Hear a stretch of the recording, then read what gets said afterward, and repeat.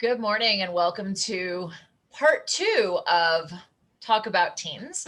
This time we are getting together with Elisabeth Stitt of Joyful Parenting and Deborah Ann Davis of Awesome Mom Tribe. And I am Clarissa Constantine, founder of the Parent Tween Connection. And we decided at the end of 2020 that we wanted to collaborate to bring our mutual backgrounds together to bring you workshops once a quarter. And so this is our second quarterly workshop of 2021, and we are focusing on making summer count. I think that's particularly important as we were brainstorming what we wanted to bring to you. We thought making summer count was particularly important this year because of the craziness that we've had with COVID in the last year and helping kids get back to some kind of normal as we're able to open up restaurants and activities and things that have been shut down.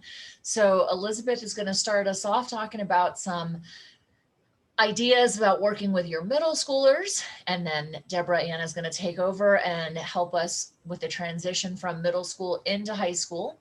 And then I will take over and talk about what to do with your kiddos who are in the later high school years, looking at life beyond high school, college, career, whatever those may include. So, we are going to go ahead and get started. And our first presenter today is Elisabeth Stitt out in California. I do love the fact that we have professionals spanning the country here collaborating. Thank goodness for Zoom. That's one of the good things I think that's come out of the pandemic is we're a lot more open to these kinds of things. So Elisabeth says, when you want to raise happy, healthy, and productive kids who are prepared for whatever life throws at them, she is your go-to parenting coach and expert. Kids don't come with an operating manual. So if you think you're supposed to know how to parent them or that it's just automatically like built into your DNA, that's just not true. With over 50,000 hours of working with kids and parents to support her in her work, Elisabeth can guide parents through pretty much any situation. Parenting is tough enough in normal circumstances, and it is a skill, which means it can be taught, it can be learned, and it can be practiced. Author of Parenting as a Second Language and a longtime teacher with the Redwood City School District out in California, Elisabeth Stitt brings more than 25 years of working with kids of all ages to the work she does with parents. Through her talks, like today's, and her workshops and her webinars, Elisabeth brings her warmth and wisdom to parents around the world. So, Elisabeth, start us off. Thank you so much, Clarissa. Um, really happy to be here with you ladies this morning and happy to be talking about summer. It's coming. It's coming. And don't we deserve it after the year that we have had? Really, truly. I hope we always want to have a great summer and to work with our kids to have a great summer. But this summer in particular, we need to push the reset button. And my talk this morning is focused on middle schoolers. Deborah and Clarissa are going to think more about the high school concerns. And it's not that what I say this morning can't also be used with your high schoolers, but with your middle schoolers, one of the biggest differences is that while school doesn't count in terms of their grades, um, we still want them ready. So, what's step one in creating your best summer ever? It is absolutely 100% critical that you engage your kids in the process. That's what I love about the middle school age is that kids can really step up and begin to take ownership of the different pieces of things. So you're going to want to start by saying, kids, we need to plan so that we can have the best summer ever. So give it some thought. Give some thought as to what you want summer to look like, what we've got going, what is still restricted. And we're going to sit down on Sunday afternoon and we're going to have a conversation. So let them know you're going to have it. Prep the idea that they should be thinking about things. And it may mean that you start having micro conversations with the different kids along the way, but you want to kind of come to this meeting with this expectation, label it the best summer ever, so that they begin thinking like, what would make the best summer ever? And then that's where you start. You start by saying, you know, what do we want it to look like? What can it be? And I want you to pause and take a deep breath with your kids and just go over what has the year been. And whatever it's been, I want you to highlight the silver linings. And I know it's been a super, super, super tough year. And at the same time, I know that there probably have been some silver linings. I find, for example, a lot of parents and families have been able to have dinner together more often. And we know that that is a powerful force in kids' lives, right? Sitting down with your kids and having dinner is correlated with all kinds of positive outcomes. So if you've been able to do more of that this year, that's been a big, big, big silver lining. I'm curious whether or not you feel that having fewer activities to run around to has served your family in some ways, right? I know that kids have been bored. I know it's been hard to keep them entertained. I know that they've wanted to see their friends and that they've maybe been restless. And at the same time, when I consider how much time kids spend going in the car, being driven from place to place, and how much time we as parents sit around waiting for them. I remember somebody saying to me once as a teacher, like, you're so lucky you get the summer off. And all I could think of was, there was that period when my kids, I was thinking of when my kids were 10, 12, and 14. What did summer look like then? It looks like driving one kid in one direction to one activity and then across town to the other camp, and then coming back and picking up the second kid whose camp started a little bit later, and then kind of waiting and not being sure if I could start doing anything, certainly not feeling like I could relax because I was going to have to drive and get the other kid. The first kid I dropped because they were in just a half day program. I spent the summer running around like like a chicken with my head cut off. I hope that during COVID, you've had less of that. So maybe that's something that you want to consider and bring forth into summer, right? How can we have our best summer ever and do lots of really cool, great stuff and not be chickens with our heads cut off?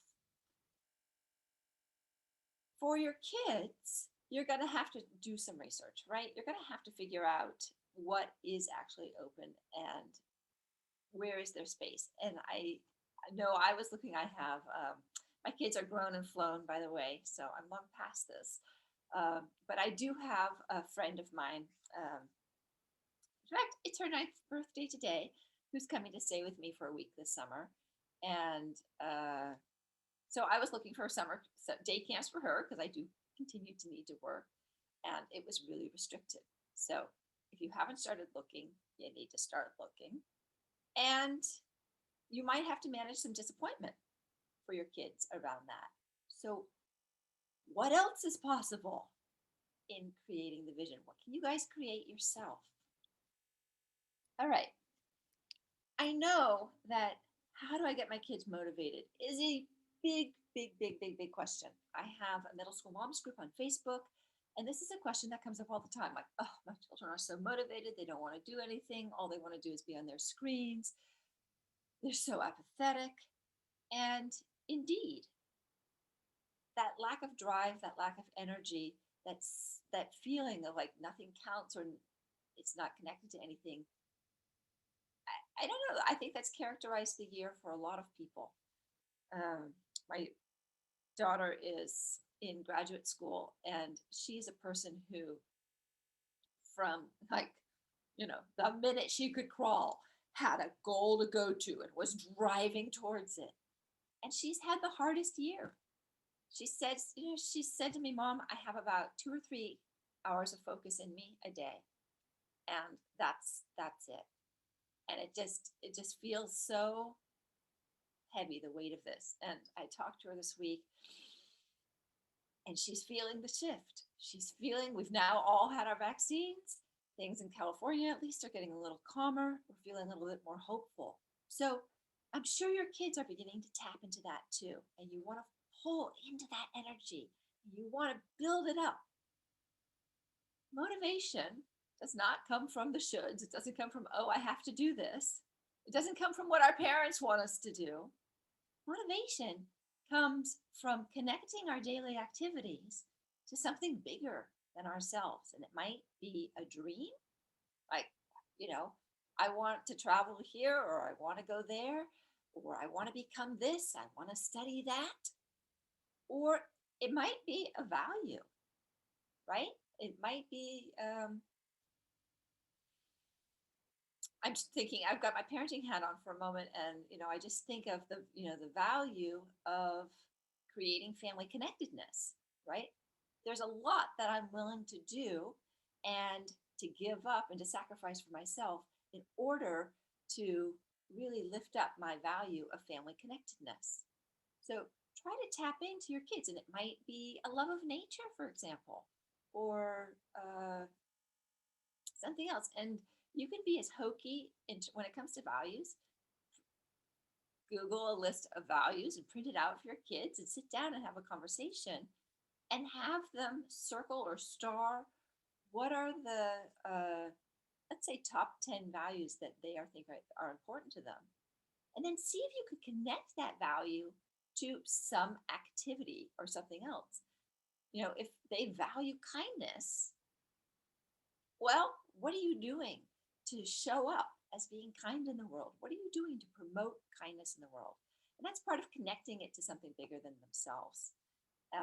We'll talk a little bit later about, what are your daily activities? But if your kids haven't been volunteering in some way, and I know for me, one of the silver linings has been to see kids who have started projects. They've raised money. They've made signs for our essential workers. They have been doing sidewalk art to make people feel more cheerful as they take their daily walk. That's all connecting to something bigger and outside yourself. And that's a big motivator, right? When we feel that we are making a difference in the world, when we're having an impact on the world, that's an enormous motivator for kids. And so often when we're busy lining up their schedule and telling them what to do and saying these are the shoulds and these are the have tos, we suck that out of them. So summer, you don't have school, it's a little less structured. You can help decide what it's going to be. This is your opportunity to light this fire under your kids about something. What's something that they can do? Something they can contribute to the world. That is going to help pull them back into focus. It's going to pull them back into action. If maybe they've just been sitting on the couch not wanting to do anything, you haven't been able to get them to go out to do anything. So this motivation step, this is a big one. And this is like you as cheerleader, you as the leader of your family. And part of the way you can do it is to come with, what are you excited about? How are you going to re-energize yourself? And what are you going to connect it to?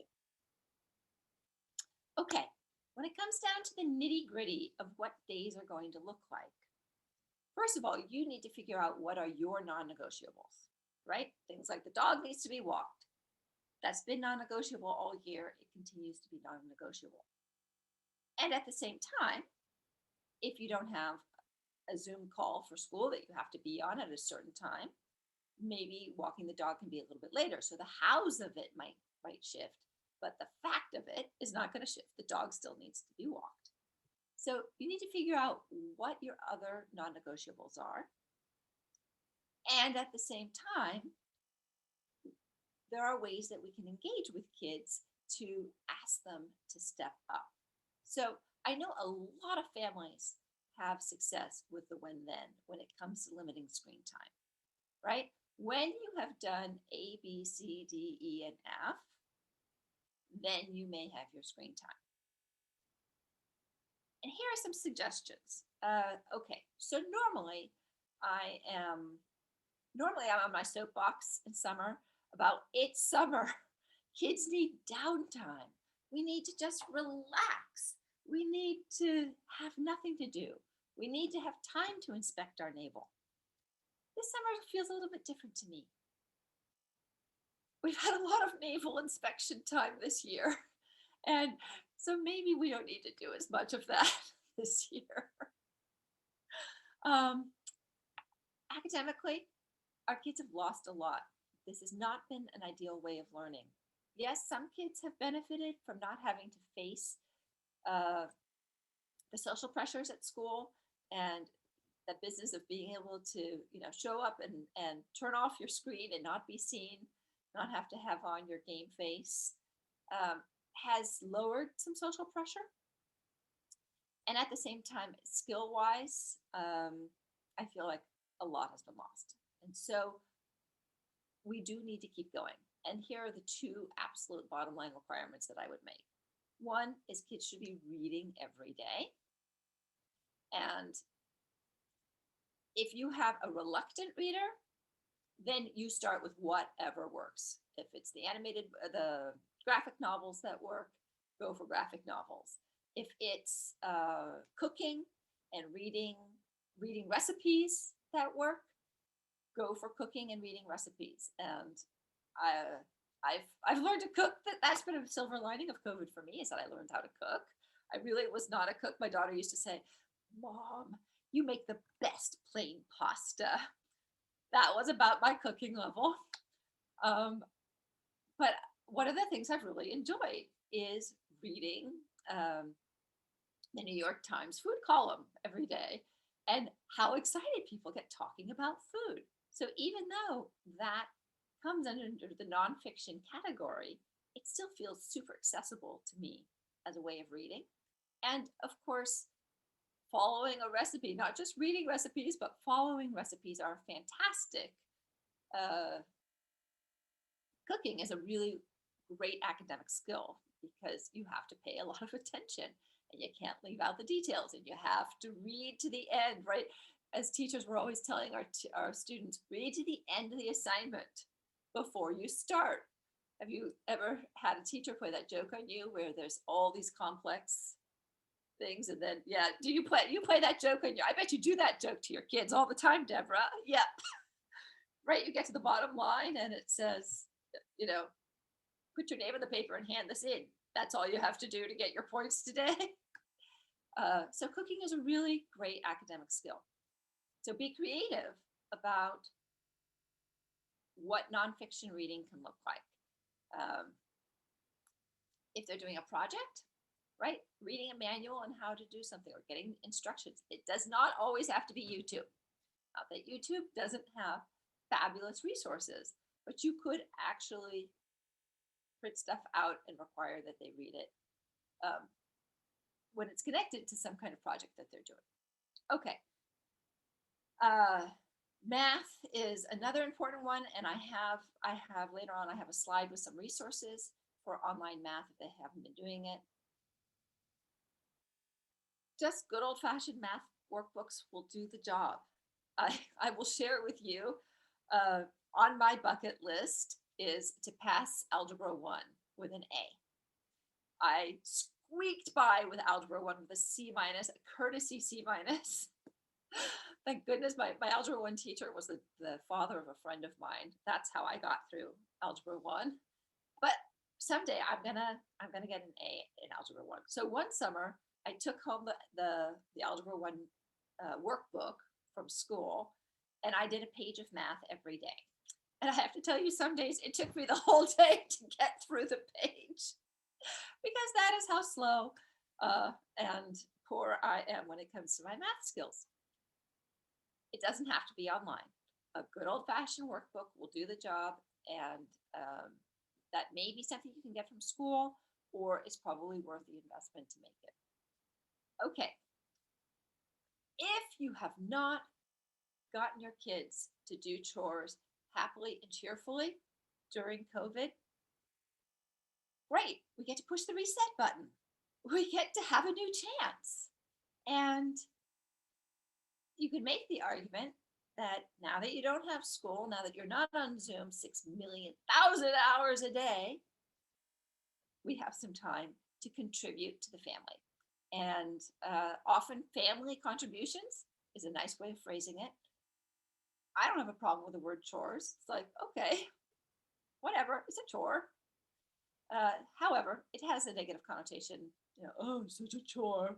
So it can be a family contribution. Here's how I like to approach chores. I like to sit down with my kids and start a big old long list of what are all the things that need to get done in the house.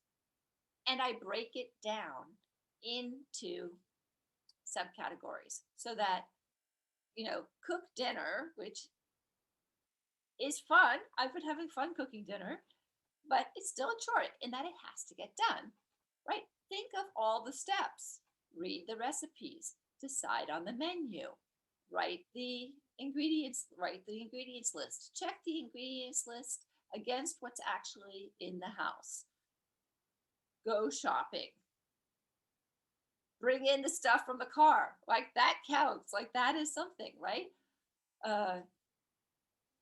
That's one of the hard things when your children are grown and flown is you no longer have slaves to bring in food from the car. Put the food away. Do the food prep. Cook.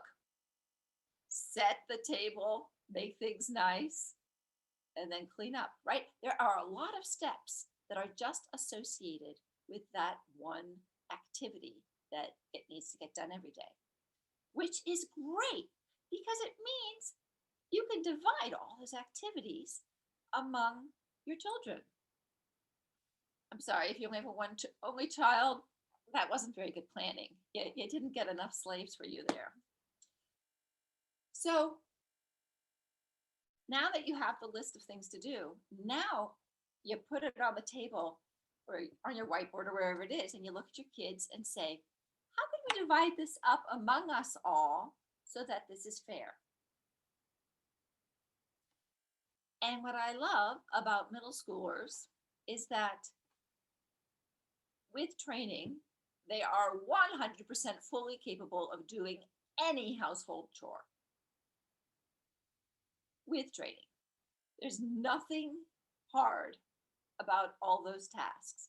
I used to think that cooking was hard. I can now say with confidence, cooking is not hard. You follow the steps. It's systematic. People have spent hours and hours and hours working on writing recipes in such a way that they are easy to follow. So your kids can learn how to cook. And by the way, your kids can use an oven and use a stove and use a knife, right?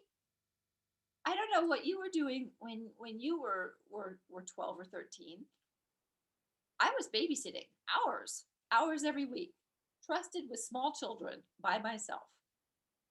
Your children can use the stove and the oven and the knives in your house. Okay, so when we do it that way, we look out the list, and then we kind of we look at the list and we go like, how can we divide this so that it is fair?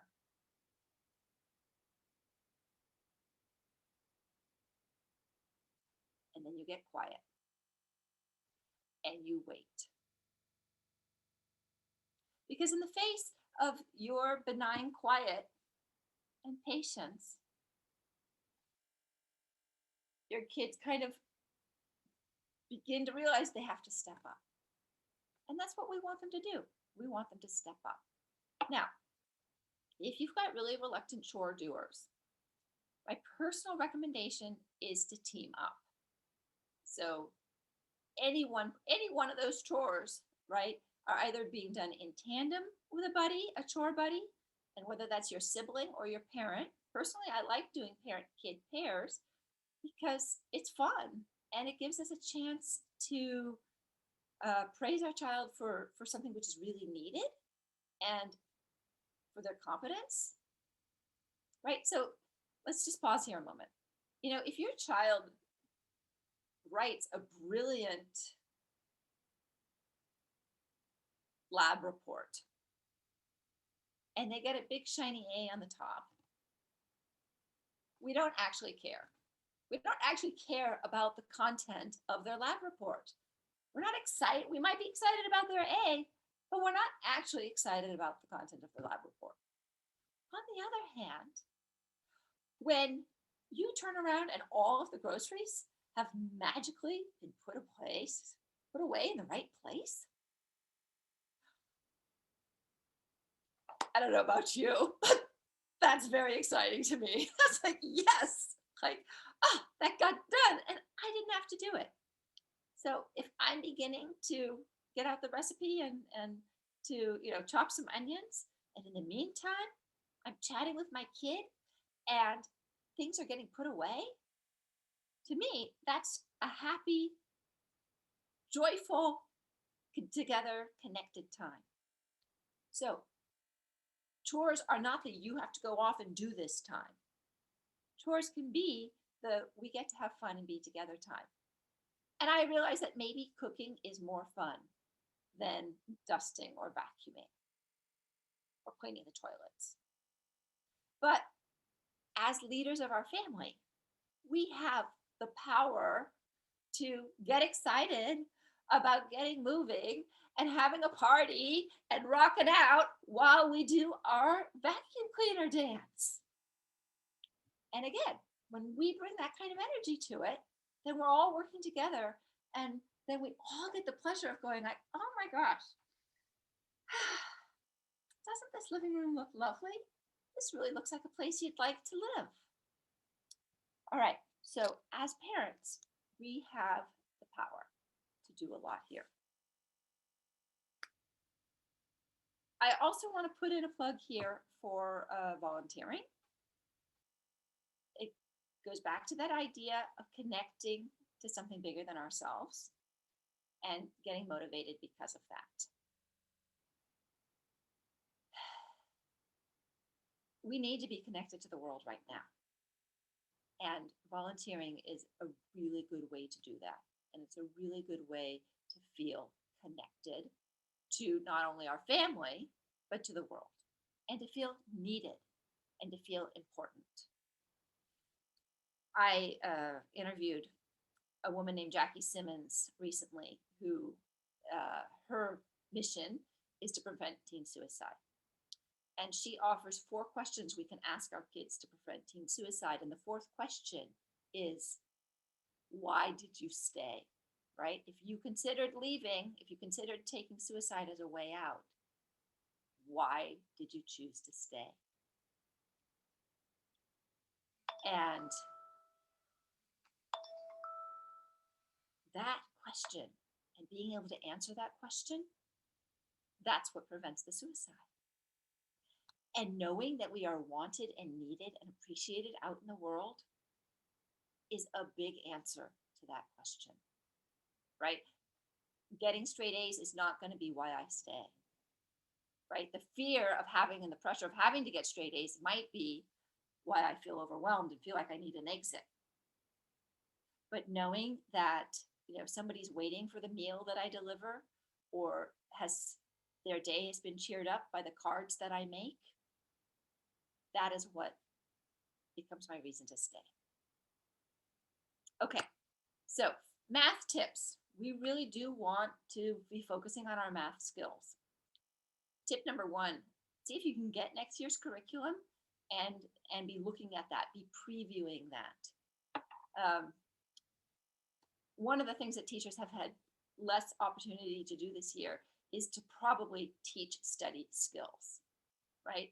If I'm in the classroom working with my kids and I've got the textbook and I have their textbook in their hand, it's much easier for me to really to go through and to teach them how to read a textbook, because I almost don't like the word read for reading textbooks, because it's such an active, interactive task. And for your math curriculum, that is even more true. But having a physical math book and being able to go through, read the subject headings, look at the drawings, try to get the flow of it, talk about the ideas, can be helpful. Number 1 thing you can do as a parent always to support math skills is to teach finances and money.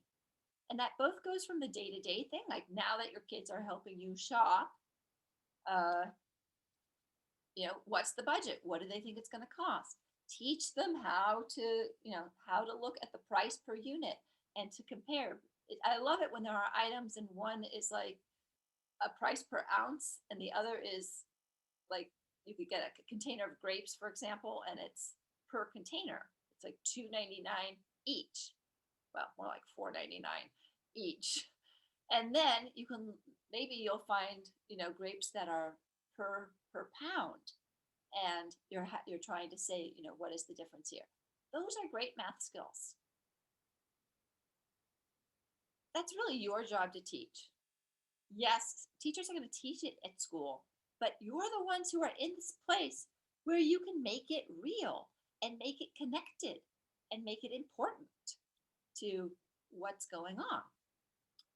Okay, whoops. Yeah, think of other ways you can teach concepts, projects, carpentry, sewing, cooking. These are all great places to use math skills. And then finally, I do have some online resources. Again, if your kid has already been using something during the school year, probably the easiest thing in terms of not having to get up to speed and the frustration of learning a new program is just go right on using what they've been using, if that's okay. Khan Academy does a combination of videos and places where you can work out the thing. It is free. IXL was recommended to me by some of my middle school moms. I have to tell you, I went and I looked at it, and I didn't see, but this is a paid program. There is a fee, and I didn't pay the fee, so I don't know like what the full robust program looks like. The part I looks like they'll provide the problems, but I didn't see where they were doing any teaching. However, it got, I had 2 or 3 moms chime in saying that they thought it was a great program. So it may be worth checking out. And Think Well and Mathway also got some thumbs up. Somebody else suggested online math games. Okay, people, if you can convince your child that their math games are part of their screen time, then go for it. I'd rather they were doing math games during screen time than playing Fortnite. On the other hand, in general, if you can limit their screen time, they've had so much of it this year. That's a fight worth fighting. It really is. Okay. Finally, I have an ebook to offer you called 25 Ideas for When Your Kids Say, I'm bored. And it's an ebook, and because it's an ebook, it has live links. So for each idea, it has links to places on the internet where they can get more support or more information. And these are meant to be things that kids can go off and do on their own, and some of them are little things, but some of them are sort of more lengthier, complex questions. One of them is to create a COVID chronicle. So here we are at the end of this. Historians are going to be looking for documentation, right? 50 years from now, historians are going to look back, 100 years from back, they're going to look at COVID and they're going to want to know, what were people thinking and feeling, and what did they experience? And wouldn't it be fabulous as part of your family history if your kids were to go and to interview different family members and to say, what has the year been for you? And if that's included some loss, writing it up and interviewing people about it may be a way for your child to process some of that. And it's a kind of tribute to the person that they have lost. So there's some possibility here. And again, when we're talking about motivation and connecting them to something bigger and something more important, that might be a way of bringing them in. Okay, didn't mean to get all serious there for a moment. Hard to think about what this year has been and the weight of it without thinking of the more serious side. Hopefully your family has been healthy and safe and well. And for you, or for your kids, that kind of project would be, more kind of saying, what are our stories? What were the highlights? What were the crazy things that happened? What were our memories? Weren't the all family Zoom calls great? Okay, that's it for me. You have the capacity to be the leader in your family and to pull your kids up to create the best summer ever. Thank you. Awesome. All right, we are going to take just about a maybe 3 or 4 minute break. What are whistles? Give folks a chance to step away for a second, and then we're going to come back, and Deborah is going to take us on into transitioning from middle school into high school. So we will be right back. Somebody then, right. All right. So, and it just says we've got,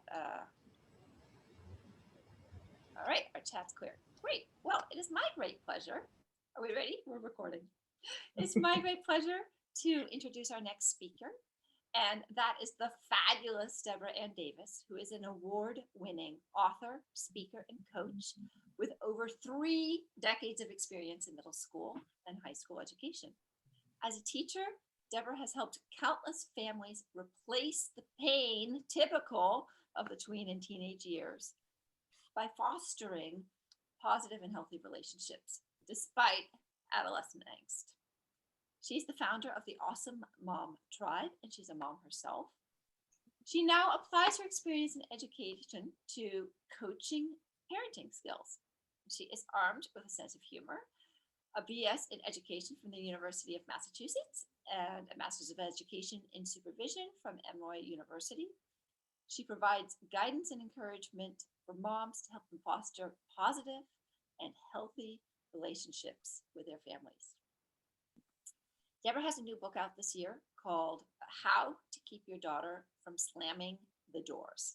And I highly recommend this book. It's part story, part manual, 100% wit and wisdom. It's a truly delightful book. Each chapter has got sidebars with little tidbits and concrete exercises to help you increase your skill level with your teen. As I read the book, I wasn't 100% sure why we were limiting ourselves to daughters. I think most of it definitely ties in with sons also. It's all about relationships. I kept thinking, like, I think that's what would work the boys too. So I highly recommend her book. I would get it. You know, we said in the beginning that kids don't come with a manual. Well, this is a pretty good manual for the teenagers. Deborah's other books include How to Get Your Happy On, and she has a Love of Fairs series, which someday we're going to have to chat about. Welcome, Deborah Ann Davis. Thank you very much. If everybody be bearing with me for a second, I just need to share my screen and get my PowerPoint going here. Come on.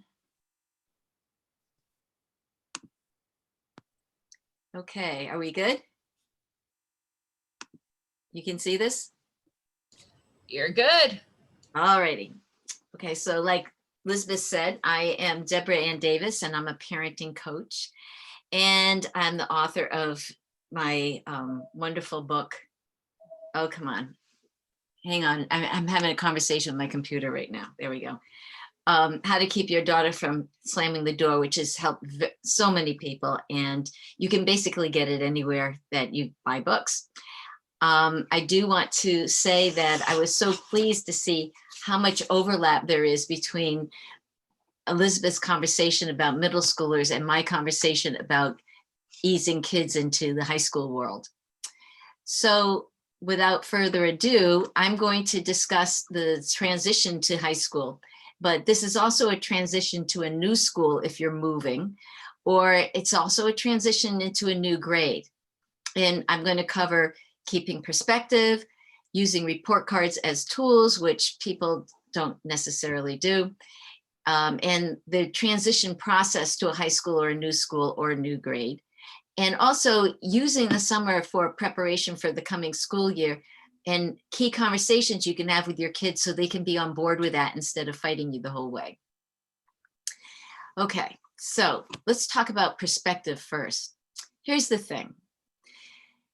children don't understand report cards and grades. And I'm talking about the whole gambit. The thing is that when they get bad grades, they'll say, the teacher doesn't like me. And when they get good grades, they think the teacher does like them. And that's 100% in elementary school. And as they get older, they start to take more responsibility for their own actions. But still, in middle school and high school, when a lot of times when a kid gets an A, they don't really know why they got that A. They just know that they put their head down and they did their work and they got an A. So they feel good about it, but they're not really sure how they got there. So my idea is that instead of doing things the way we do it now, which ties report card grades and grades on assignments to kids' self-esteem, which is unfortunate, that we look at it differently so that we can look at their progress and therefore fuel their self-worth, which is a permanent thing, instead of the flighty self-esteem, it goes up with this and down with that. So what happens is kids will get a bad grade and then they'll feel badly about themselves. And parents will look at the kids' grades and feel badly as a parent. I should have done more. I should have been there more. And so we're not just ruining the self-esteem of the kids, we're also messing with the self-esteem of the parents. So I'm going to talk to you. I'm going to share a little trick with you that you can use when you get to the right now, when you're looking at the grades where you are right now in this school year that we're in April, and then you can look at it again in June. And my trick is going to help you use a tool so that you can have a positive impact on grades. And then that way it will give a positive impact on the way you feel about your kids' grades, no matter what they are. And then in turn, you'll be able to use that to create a positive impact on the way your kids feel about grades, because it's all about modeling. If you go down that route, your kids will follow suit. All right, so this is a book called The Inner Game of Tennis. And the first time I read this book, it was, it's by W. Timothy Galloway. And the first time I read this book, it was like a life changer for me. This made such a huge difference in the philosophy of life. So I'm going to talk about a tennis game, but really what I'm talking about is a metaphor for life. So in a tennis game, you have three people. You have player one and player A and player B. They're competing against each other. And then you have the ref.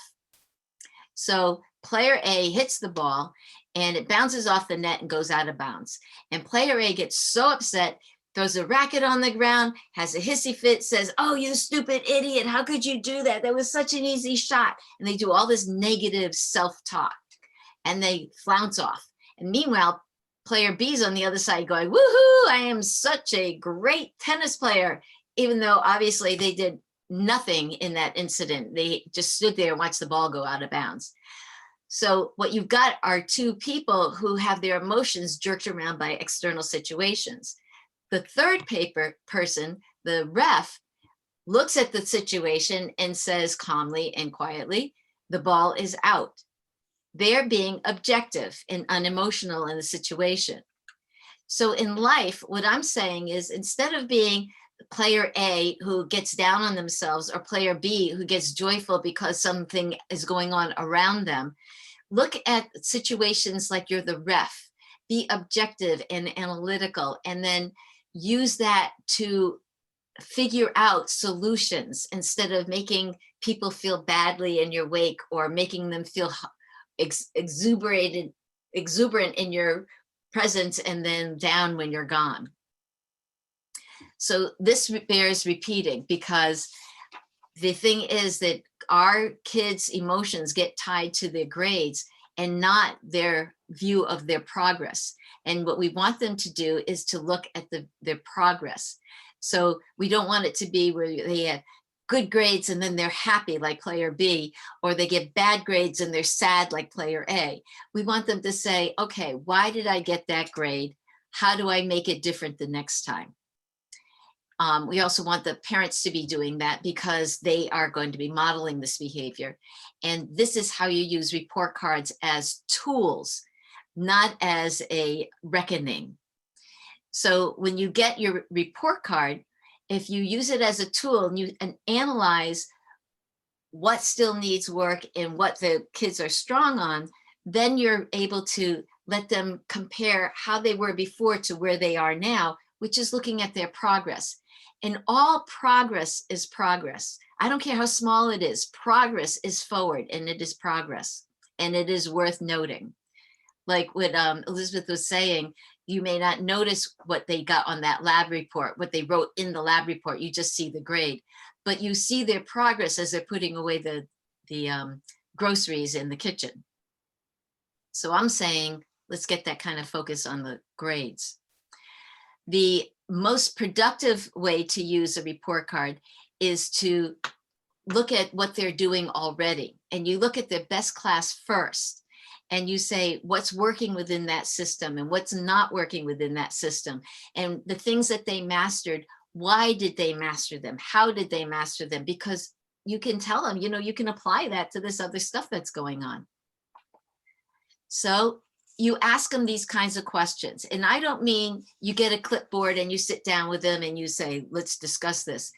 You do it when you're doing an activity like Elisabeth was saying, like not vacuuming because you can't talk, but dusting the living room or cooking dinner or something like that. And you say, what were your strengths in that class? Because you're talking about the best class that they're having, whether it's their favorite class or their best grade. Then when you pull out a piece of paper and you say, you know what, let's make a list of what you're saying. And you write down the things that they were saying they were strong in, that your child is seeing. This is from your child's point of view. And then you say, as an adult, I see a bigger picture. Let me share with you the strengths that I see in you too. And you add those onto the list. And then you say, let's look at this list. How do you think you could apply those strengths that you have in these other classes? And then let the kid talk to you about that. Don't offer anything. Don't pass judgment. Don't say, oh, that won't work. Don't say, oh, that will work. Say things that are non-committal, like, that's interesting.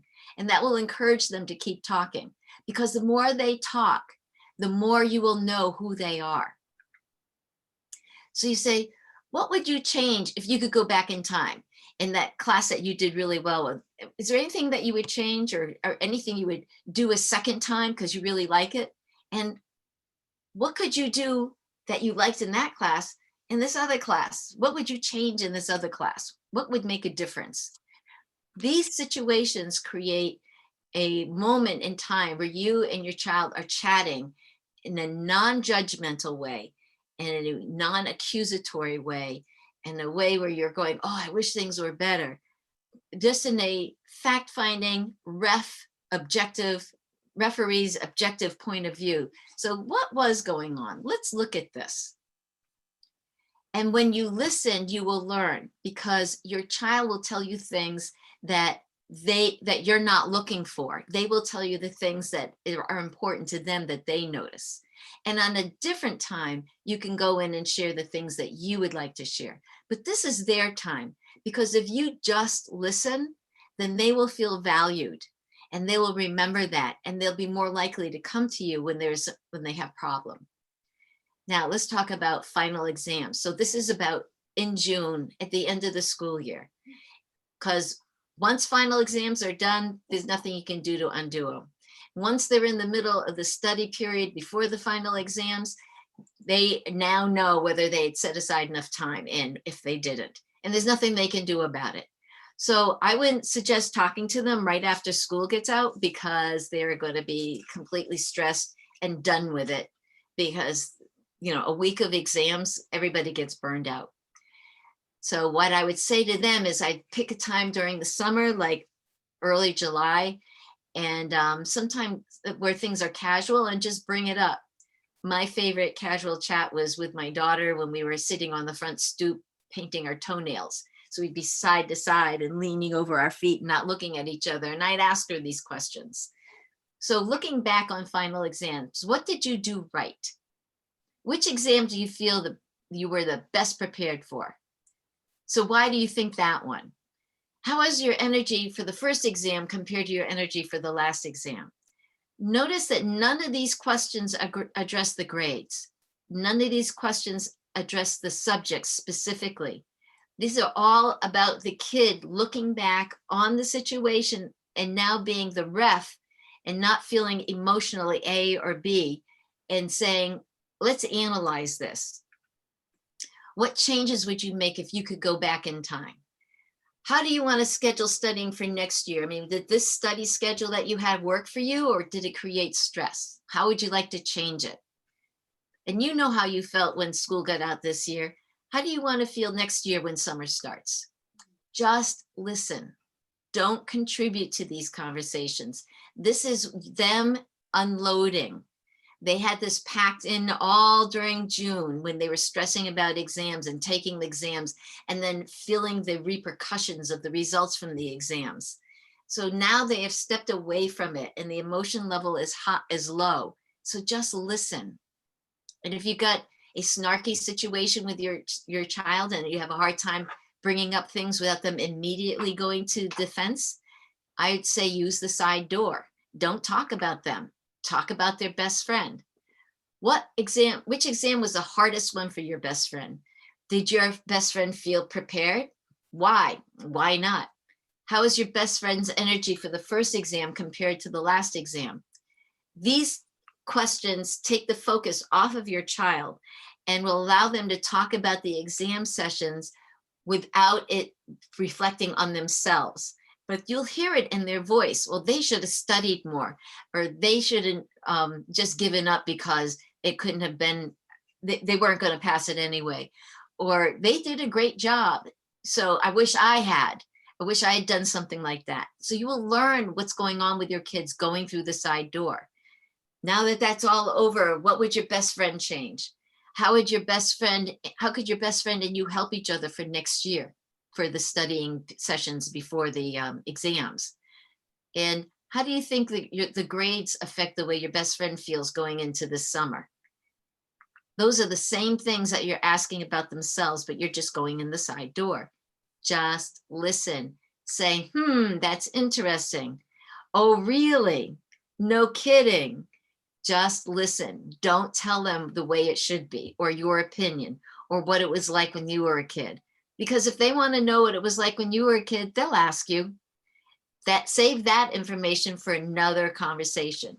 With this conversation with a kid who gets defensive, just listen and let them talk, let them feel good about expressing themselves, and then sail off into the other room, leaving them in the wake of good feelings. Now, your kids are going to get overwhelmed with their academics at some point. I don't care if they are with tutors or if they are in AP, but they are going to get overwhelmed at some point or other. So that's when you need to share with them the power of yet, or but yet, explain it to them now so you can remind them when they get to these points. This is an incredibly powerful tool. The thing is with talking about yet, you're saying that you're not there yet, but you can get there. It's encouraging. I mean, let's be real, because no one looks at a toddler and says, you get a B+ in walking because you're not exactly at an A yet. No one says to a little kid, you get a C- because you're still using the training wheels on your bike. Everybody understands that these are learning processes, and that any progress you're making is taking you towards your goal. So my question is, why aren't we doing that with academics? Why aren't we saying to the kids, yeah, I see on your report card that you didn't master long division. Well, guess what? We're going to figure out a way for you to get long division under your belt this summer, because you haven't learned it yet, but you will learn it. I mean, look at you. You learned how to walk. You learned how to talk. You're going to learn how to do this too.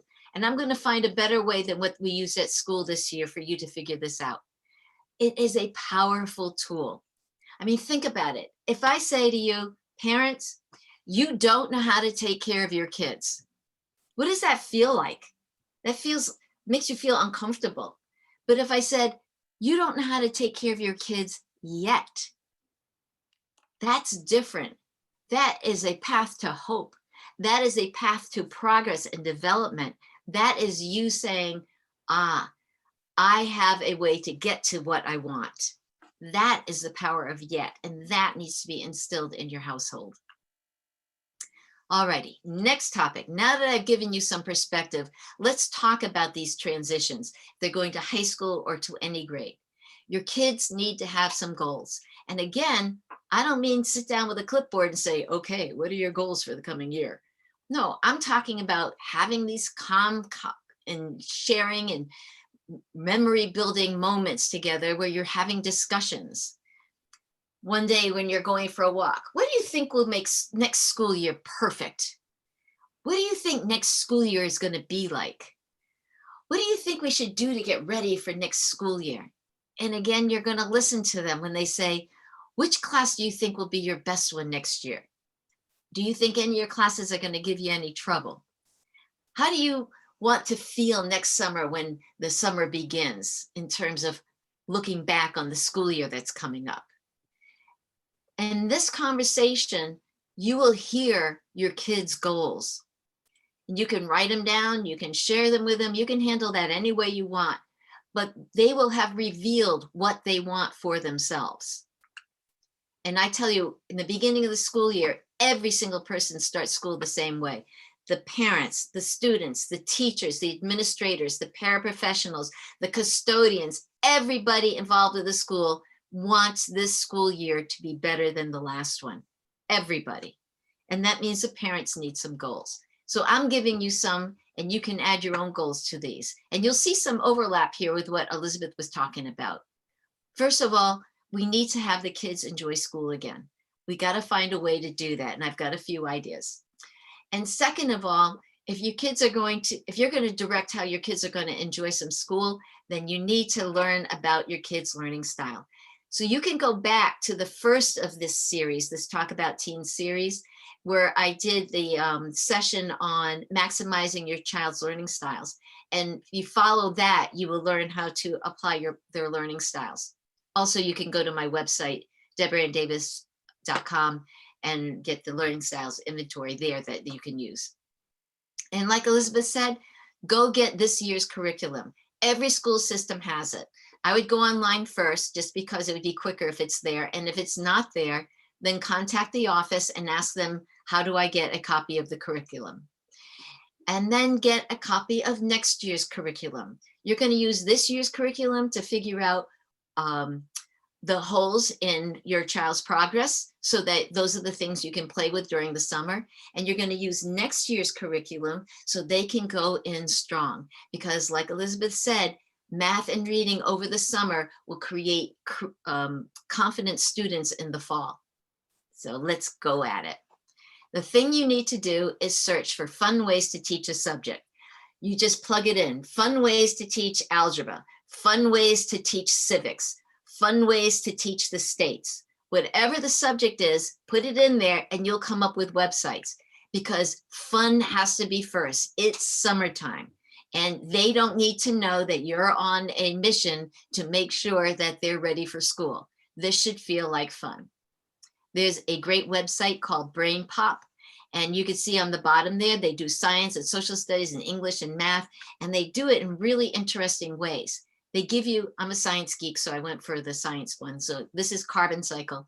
They give you a little video where they teach it to you. And then they have all these tools in the green boxes there where you can do the, create your own movie and take a quiz and make maps and do all these things that reinforce learning. And then they have them for the other subjects. I just put English in here, so because everyone has to do a 5-paragraph essay before they get out of high school. So if you start your kids on this and you teach them how to do transitions and all those other things, then they will be stronger when they get to school. Now, I want to talk about the importance of reading. You could create a little reading club made up of your family where the entire family reads a book. And there are summer lists that all the schools provide. And I would say, this is my personal opinion, I'm not speaking for the other people here, but I find a lot of the book choices that are on the high school and middle school reading lists have a lot to do with angst and issues and problems. And after the year that we've just had, where the kids have been living that stuff themselves, they may not be ready to look at those kinds of books for preparation for school. So I say, skip them, save them for the end after you've built them up a little bit and made them all happy and excited, and then introduce those. So this is how we turned my daughter into a reader. We picked a door in our room and in our house, and we put a piece of notebook paper on it. And I said to her, every time you read a book, I will put the title on this. And every time you finish a page on the notebook paper, then I will give you a treat. Like we would go to a bookstore, or we'd go to a library or something where she could look at other books and add to her list. So she did one page after another, and through the summer, she ended up doing so much, we had to move them over and start another list. But I accepted everything. I accepted comic books. I accepted little skinny, primer readers. I accepted books that were too hard for her to read and books that were way below her reading level, because the objective is to get them interested, to let them remember that if you open up the pages, there is a wonderful story in there. There's an adventure. There is knowledge. And that's what you're trying to do. So you're not qualifying, oh, well, that's a little kid's book. You say any book and you get the treat, as long as you get the whole page filled out. However, we did end up with getting too much of a good thing, because her third grade teacher called me in for a parent-teacher conference and said, I haven't ever had to do this before, but your daughter is reading too much. The class got up to go to gym the other day and lined up in the back of the room, and she was there with her head in the book and didn't even know that anybody around her had moved. So obviously she's not paying attention in class. So I told the teacher to tell my daughter that she could only read if she was sitting on the carpet area after she'd finished her work. And then I reinforced that when she came home.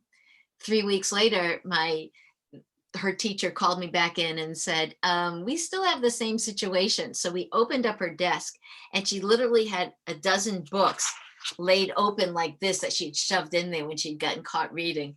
And so we had to talk to her about, we were going to have do some reinforcement here. If you're going to keep doing this in the classroom, you need to read when you're supposed to be reading and do schoolwork when you're done.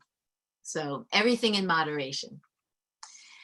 This is a website, readbrightly.com.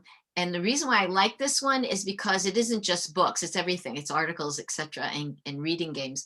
But you notice if you look at the peach tags up there, that they have one for all different reading levels. So if you've got kids who are elementary school and middle school and high school, you can go here for one resource. So this is teenagers, this is tweens, this is young beginner readers, and it's all in one place. Now, this is one of my favorite solutions for creating a reader. If you've got someone old enough to read these level books, you find a book that has been turned into a movie that your child has not seen the movie and they have not read the book. And you get that book and you read half of it and they read half of it. And then you get the movie and you watch half of the movie and then you stop it. And then you have a book discussion. Did that character look the way you envisioned that person in the book? Who did you think would be a better actor in that character's part? Would you have done what that character did? And you have those kinds of discussions. And then you go back and you and your kids read the second half of the book, and then you go back and watch the second half of the movie. All of these books are movies. And just to say, down at the bottom, Hidden Figures, that book is an elementary school book. So you can start this at any level. And Hidden Figures is a great movie. Now, about math. Yes, you can get them strong in reading, but you have to get them strong in math. And there are math games, and I agree with what Elisabeth said, because I am not a fan of screen time, especially with the huge focus we've had with putting the kids on there. But I will be addressing that later. But if you're going to play math games, you find them like mathplay.com. You pick your subject, multiplication tables, Algebra 1, and they will give you the game, and you play the game based on math questions having to do with that. And then again, you saw this in Elisabeth's presentation, khanacademy.org. They have so much stuff, and they have it for all subjects, and it's free. And I used to do this when I was teaching science. I used to use them. You see on the left-hand side, this math getting ready courses, they have it for 3rd grade and 4th grade and 5th grade and all the way down to pre-calculus. So you go on here, you pick the subject that your child's going to have next year, and you mess around with it with them. And you can say, go do this on your own and then show it to me, or you can do it with them and take turns trying it. So either way, it helps to create memories if you're doing it with them. The Hey, thing Deborah, I'm going to interject. You told me to give you a time warning. Oh my gosh, I'm going to start talking really fast. Okay, the reason why I like Khan Academy is because they have unit tests, and that lets you use a test as a tool. So you have a pre-test that you take before you've even tried it, so you can see what you already know and what you have to still learn, the power of yet. And then you take the lesson and then you do the post-test, and it shows you what you have learned. And it reinforces for the kids and for the parents that what they've learned, what they haven't learned yet. Okay, so this is the part I'm going to blow through fast. This is about next year's transition. Keep your rules the same. I can't tell you how many freshmen have come into the high school only to crash because the parents said they were so mature and grown over the summer, and now I'm going to give them some extra freedom as they go into high school. That's the wrong time to do it. Keep the rules the same when they start high school. After first report card comes out and they are strong, then you say, okay, I'm going to lighten up the rules a little bit because you obviously are handling this. Otherwise, they crash and burn and you end up tightening up the rules and they feel punished. The second thing is about curfew. Whatever time they were going to bed last year, that's what time they need to go to bed this coming year. And then after, when the report card comes out, you can change things. All right, the negotiables, and Elisabeth also mentioned this. You pick the things that you can negotiate and do research for the things that they're coming up with that you don't like. You say, go look up how this benefits you, and then you show me your sources, and I'll go look up why I don't like it, and I'll show you my sources. So it helps postpone things because they might want to rearrange the room, and you might be all right with that. That you can negotiate bedtimes and time to hang out with their friends, and not whether they do the chores, but when they do the chores. And then you reinforce the non-negotiables, the things that you're drawing the line on during calm times when things are good between you. And these are the non-negotiables, and these are very important. Do not compromise on education, health, or safety. For health, you have to keep their immune system strong because that is the best way to fight the COVID disease and anything else. And that means stay away from alcohol, drugs, and cigarettes. And I'm going fast here, but I do want to pause on the cell phones because you want to take the cell phones out of their rooms at night because they radiate. They ping for signals every couple of minutes. And you want to shut off the Wi-Fi on them and on the computers and everything at night, and keep all the electronics out of the bedroom because that will give them better sleep, which will help boost their immune system, and it will lower their stress. You need to stay on top of their education. And in terms of safety, driving. Sophomores and freshmen have in front of them the idea that they're going to be driving soon, and you need to be clear about what you're going to allow and not allow ahead of time. As for parties, that's a hard no. You know there's going to be drugs there, and you know there's going to be alcohol there. And what are you going to say to them? You can go to the party and everyone's going to be drinking, but you can't drink, and don't feel bad if they make fun of you. And you can't get high, so don't feel bad if they make fun of you. And that cute guy you wanted to talk to who's going to be inebriated, have a good time getting to know him better. So I just don't see the sense in putting drugs, alcohol, lack of supervision all together in a room with unformed prefrontal cortexes, frontal lobes, because they don't develop the logic and reasoning session until years after college, which is a cosmic joke. All right. And then the inevitables, they are going to be coming up. And the answer to the questions with the inevitables is, what does that mean to you? And let them tell you what it means to them, because there are going to be crushes. There are going to be relationships that people are interested in that they don't want interested in, and people they want interested in them who are not interested in them. That is going to happen. And you want to say, what does that mean to you? And they will share with that. There are going to be times where they feel included and times where they don't feel included and times where they feel sad.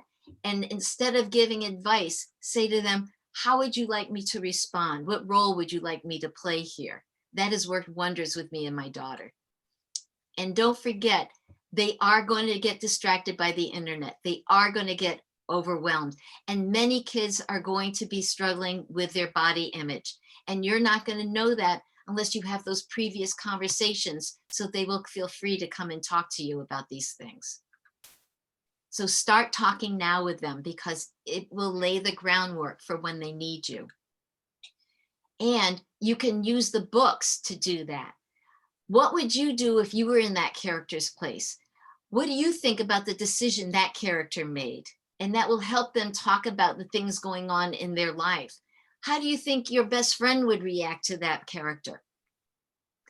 Now, last thing, if you're going to a new school, get into the school before school starts. Walk the halls, find the kids' lockers. And if you don't know the locker exactly, then find where the freshman lockers will be. And if you can, practice the combination. Find the office, the guidance department, the gym, the entrances and exits, the subject wings. Science is over here, math is over there. And of course, the bathrooms, even though they'll probably never use them. And if the office has a copy of last year's yearbook, thumb through it so you can see what the kids were wearing last year. And then save the date. Find out when the parent-teacher conferences are, put it on your calendar, and make sure nothing gets scheduled during that time. Send an email to their teachers introducing yourselves and saying, is there any way I can support your classroom experience? Let me know. Okay, and the early what if discussions. What if the school is normal next year? What if school is hybrid next year? What if it switches up? What if that jerk is in your class? What are your 5 main strengths? Bring those things back into focus again. What if your teacher wants you to do a group project? That's actually something you can prepare for, because you can say, what are you strong at? And then you say, when you get the group project, you say, tell them that that's what you want to do. And then you have your response to the what if discussions. You inspire, you say, neither of us know exactly how next year is going to go, but I got your back. You and I are a team. We've got this. No worries. And if there's something I don't know how to solve, I will find somebody who does. So you don't need to worry. We've got this. You're going to be fine. And the next thing you know, you'll be heading back to school. Thank you very much for your time. And by signing up for this, you will be getting a copy of the newsletter Merry Meddling that comes out monthly. And you can contact me at info@deborahanndavis.com. And all this stuff will be sent to you later. And to say thank you for being here, you get a free parenting coaching session. Just contact me through my website or email. And thank you. Okay, Awesome. Okay, stop sharing my screen. Awesome. We got some good stuff there. So we are going to take another short break and then come back, and we're going to build on a lot of what Elisabeth and Deborah have already offered for some of the younger kiddos, and continue building on that to see how we implement a lot of that with our older high school kiddos who are looking at the college process, and how do we support them into that next transition as well. So we'll be right back.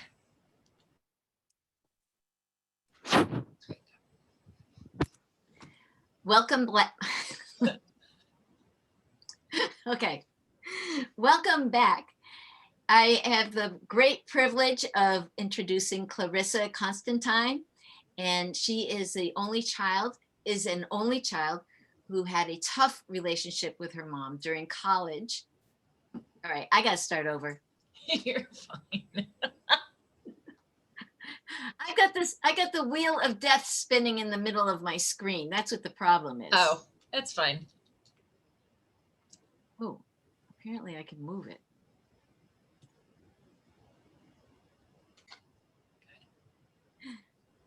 Welcome back.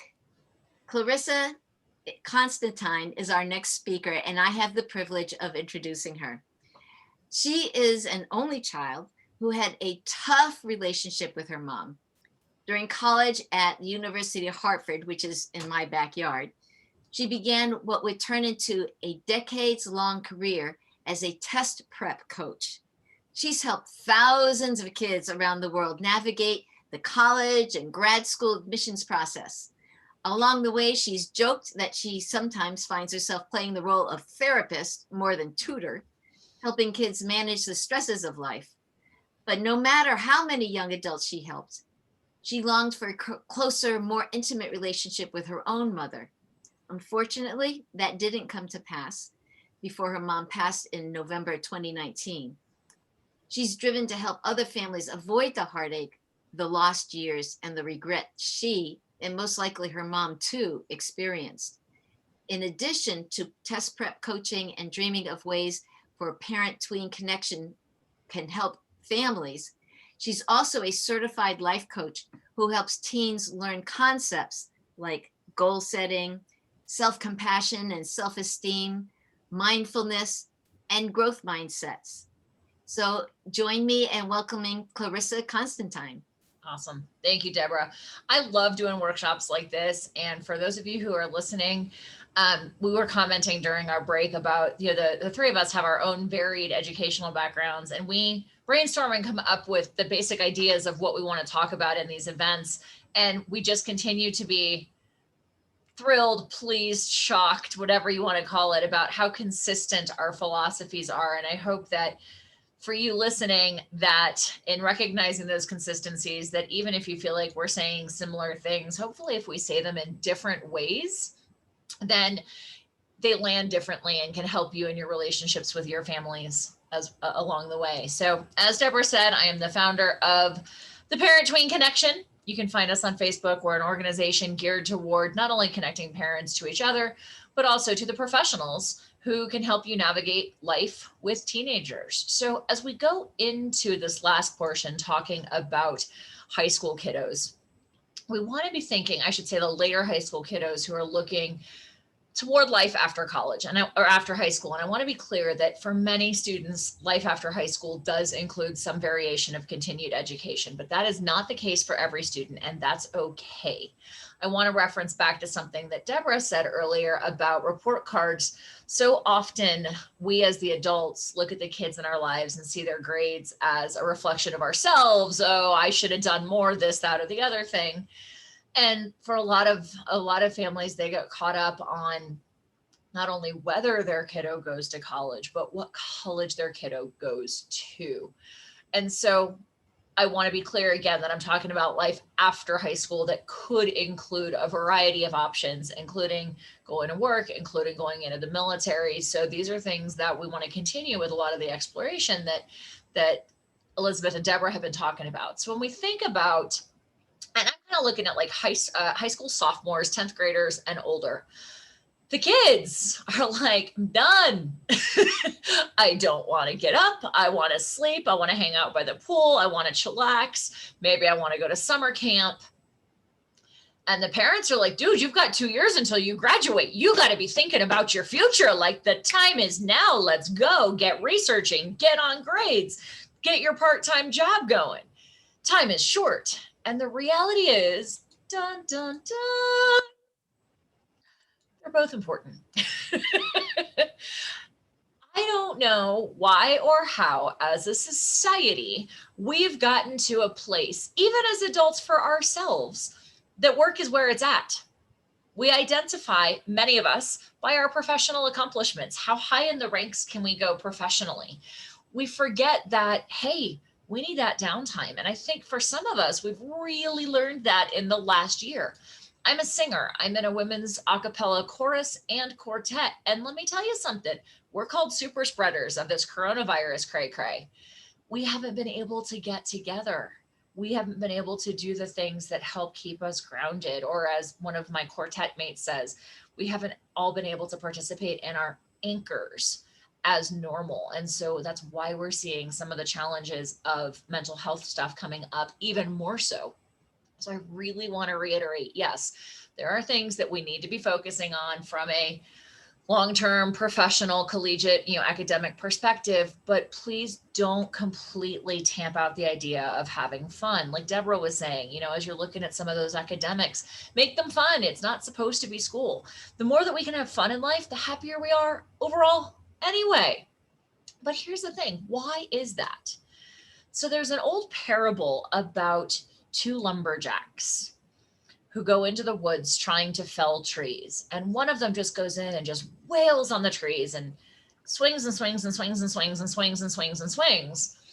And the second lumberjack periodically sits down and he has a snack and he breathes and he sharpens his axe.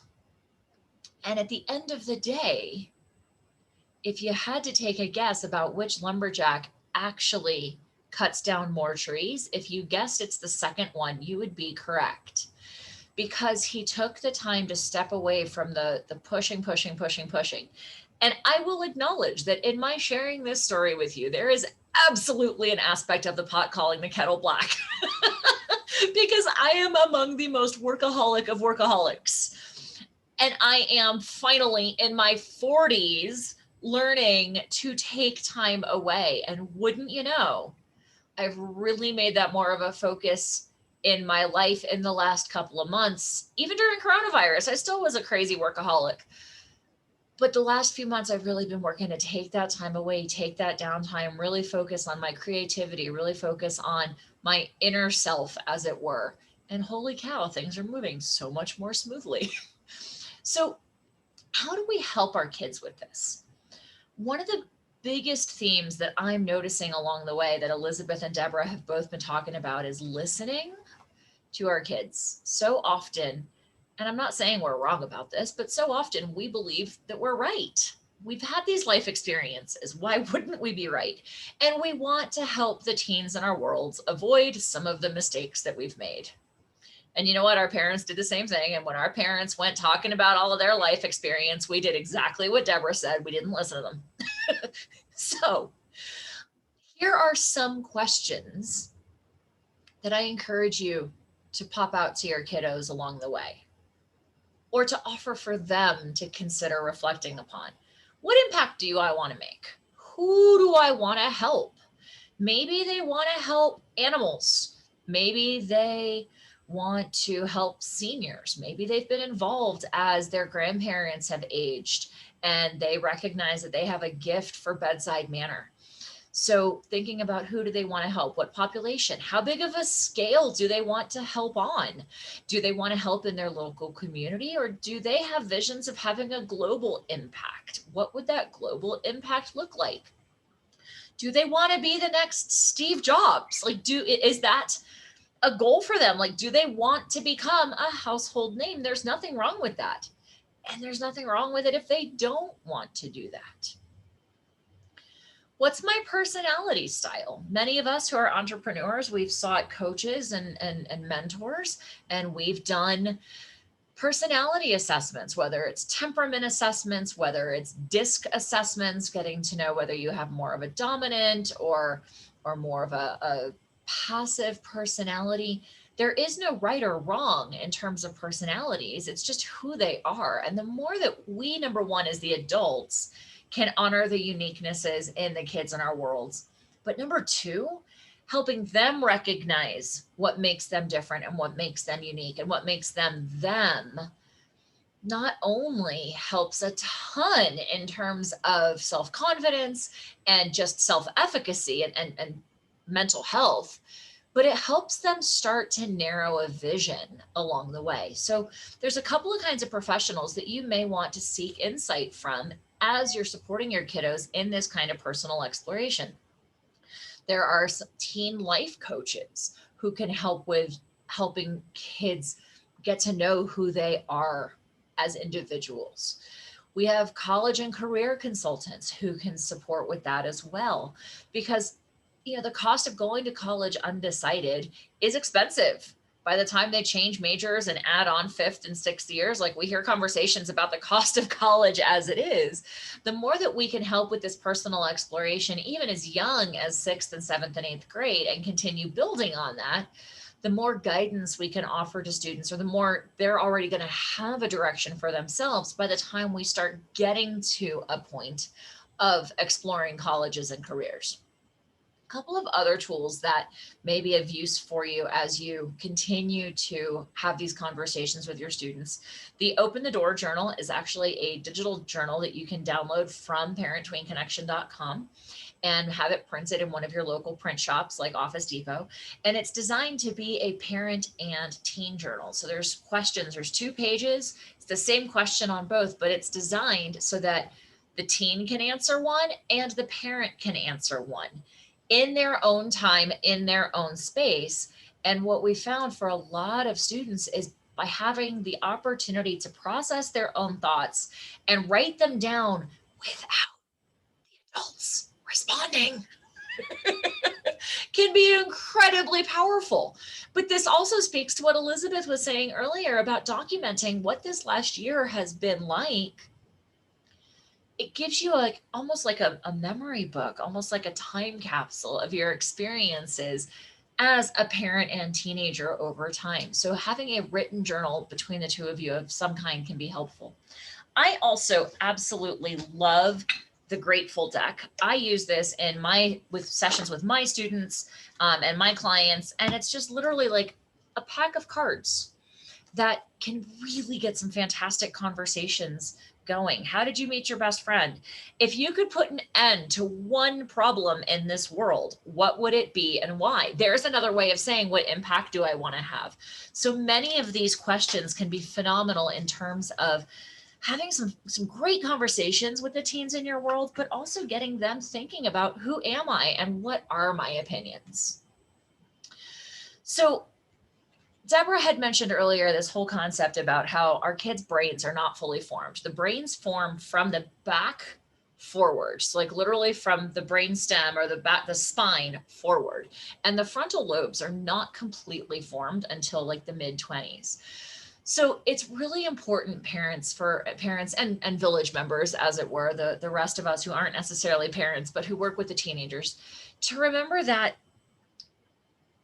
one of the biggest reasons that we need to pause and give students the space to respond is that they don't yet have the capacity to formulate their thoughts and speak them as quickly as we do. Most of us, hopefully, have fully formed frontal lobes, so we function more quickly. And so just keep in mind that there's a reason that we need to pause. There's a biological reason. It's not just that our kids are jerks and don't give a rat's patootie about what we think. I mean, there's that, but it's not just that. So I want to encourage you to consider that our roles as the adults in their lives adjust from being the parent or the authoritarian into being more of a mentor and being more of a coach and a guide, which is why the ask, don't tell philosophy becomes so important as our kids get into high school and move on into whatever the next step is. As another colleague of mine says, is you got to let the kids drive the bus. Actually, was that you, Elisabeth? It might have been you. I'm sure you've said something like that along the way. Yeah. So we can warn them. We can be their navigators to an extent. And I would encourage that our navigation systems really should be more like the beeping system that tells you when there's somebody in your blind spot, or when we're about to swerve out of the lane, as opposed to, no, this is the direction you have to go. So it's really that health and safety warning system more than a navigator. So what are some arenas we can encourage them to explore? Well, certainly from a professional exploration perspective, internships, research opportunities, and part-time jobs. There are internships and research opportunities galore. As Deborah referenced earlier, Google can be your greatest friend. What's your kid interested in? Is your kiddo interested in animals? Great. Volunteer dogs. Search. Friend of mine runs a volunteer organization where they raise puppies for military veterans, so that when they can't actually start training the dogs until they're a year old, like training them to do what their ultimate service job will be. So they need volunteers to raise the puppies from the time that they wean the puppies from the moms until they're able to actually put them into their full training, which is about a year. So if your kiddo likes animals, this is something that you might want to consider exploring to actually bring a puppy into your home and raise them. So that's something that could be a good volunteer opportunity, but it's also maybe there's a work opportunity in there as well. Maybe we find out that, hey, your kiddo really actually likes to train dogs. Maybe they want to go to school to become a dog trainer and an entrepreneur. Maybe they want to find other dog trainers in their areas to shadow.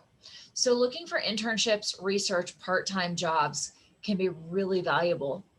And there's also the aspect that this allows our kids to start building their resumes.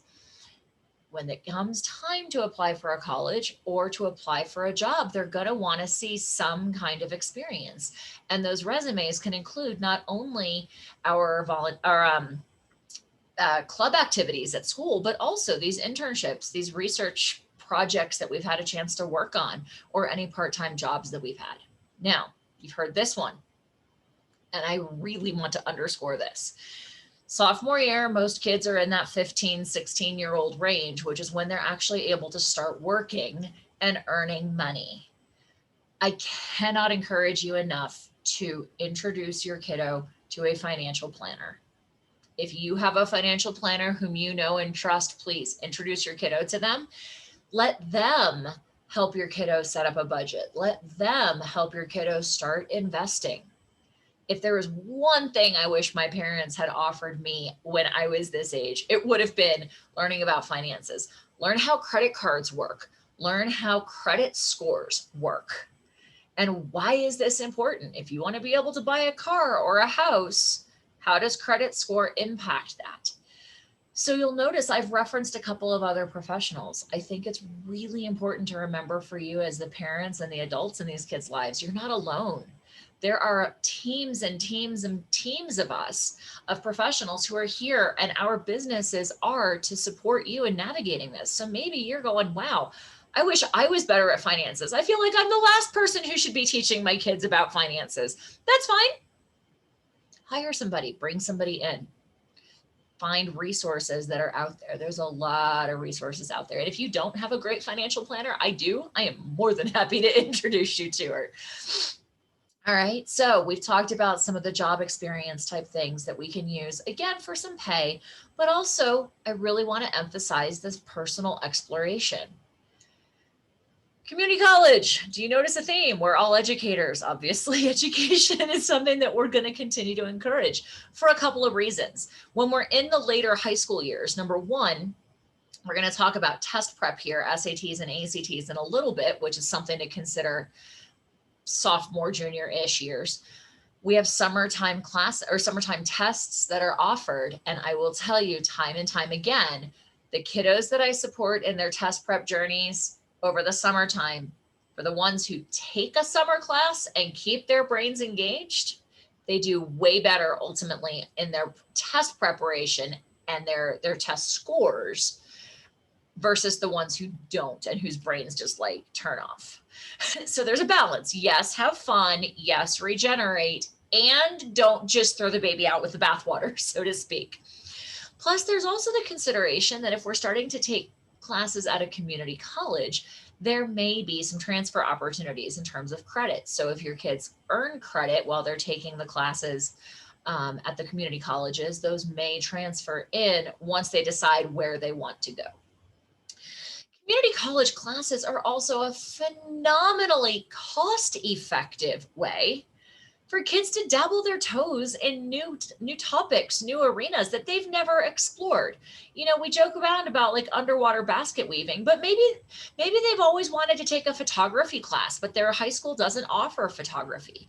Or maybe they're interested in auto mechanics or, auto repair, and just for their own benefit. Maybe they don't actually want to become a mechanic, but like I knew how to change a tire and change my spark plugs and change my oil because my dad taught me.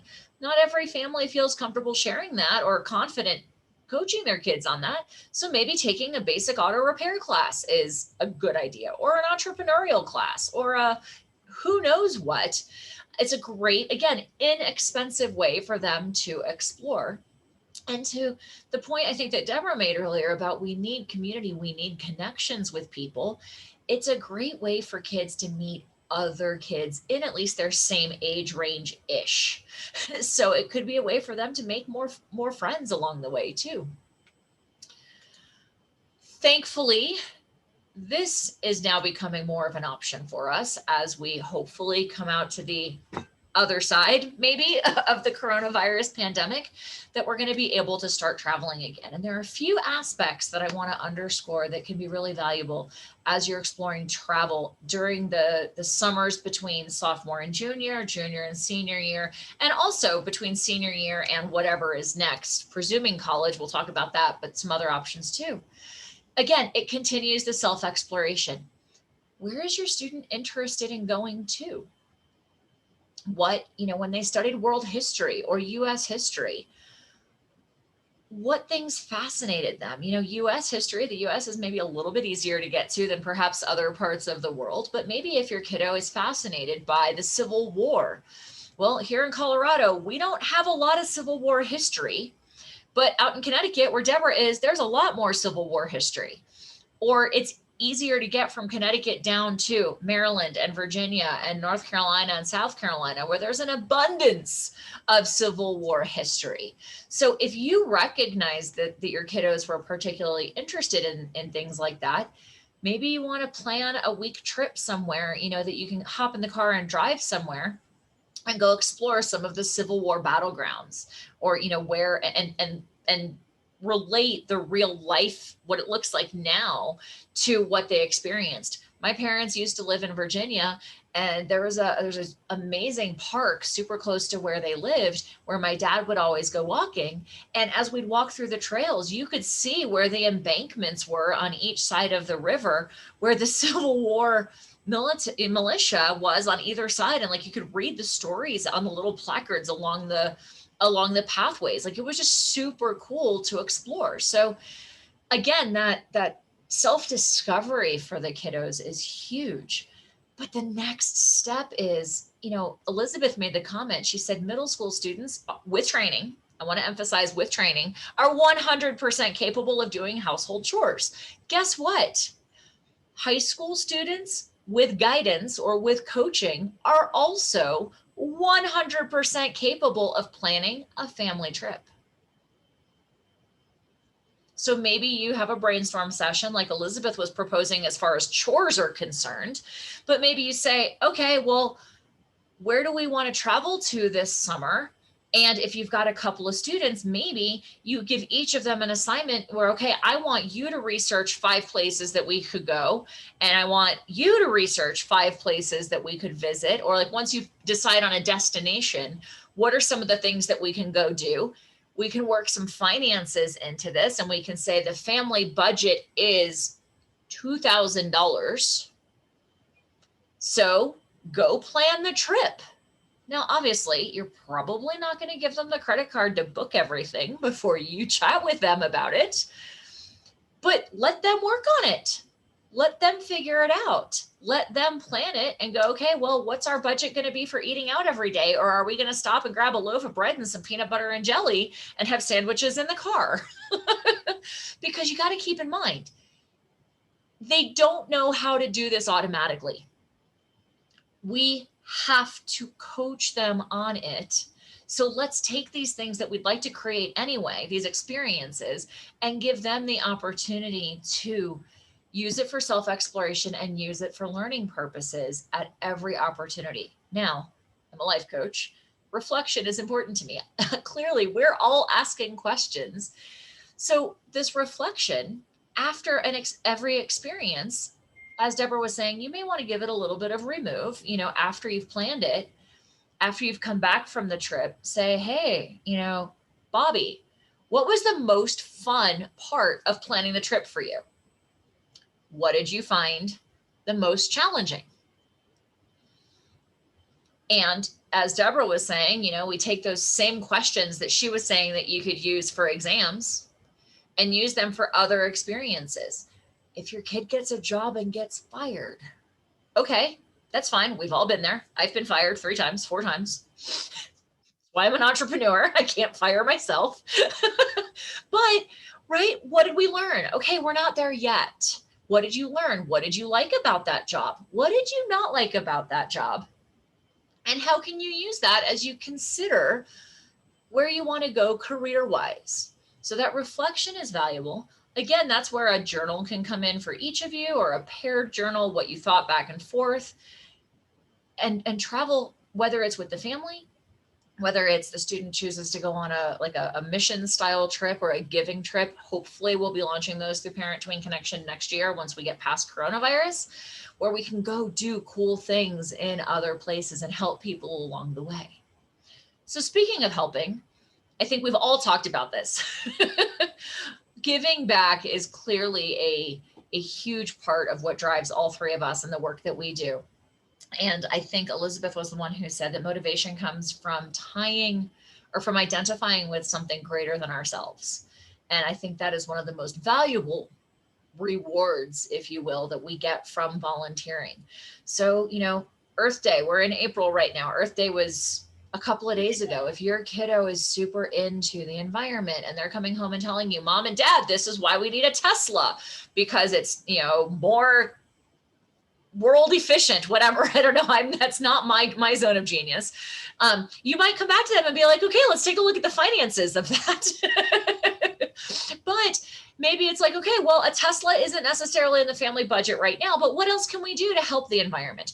Are we going to have a beach cleanup day or a park cleanup day? Or can we go out and plant trees? Or, what other types of environmental awareness things can we do? Again, if your kiddo is an animal lover,